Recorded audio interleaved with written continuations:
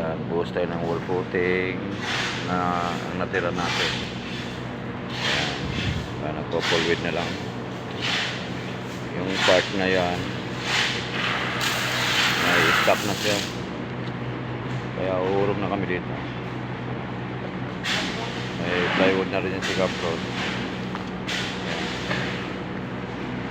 Kung nag-uhukay na naman. Ito na naman yung gagawin namin. Ayan. Kasi may stock tayo. Ayan.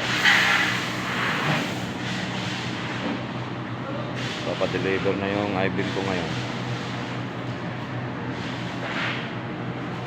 Ginagahol namin yung ano pedestal. Ayan.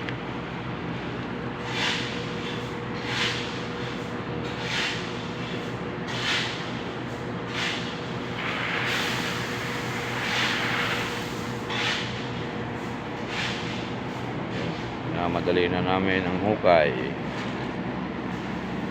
dito, tapos na. Wait na lang kulang. Yung tabang na ito pati doon meron na yan doon. Ito lang kasi sa gitna dahil may nakatambak na stock to, kaya ay paggalaw ng mayari. Ngayon natapos lang kami sa kabila. Ayan, pwede nang galawin. Minadali ka agad namin to para makapagtayo ulit ng second floor. Yan lang siya. Ayan malupit yung helper dito. May malaking electric fan pa nakatutok papiral kayo natin to.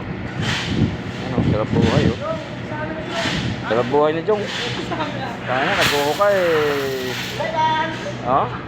talaga naman.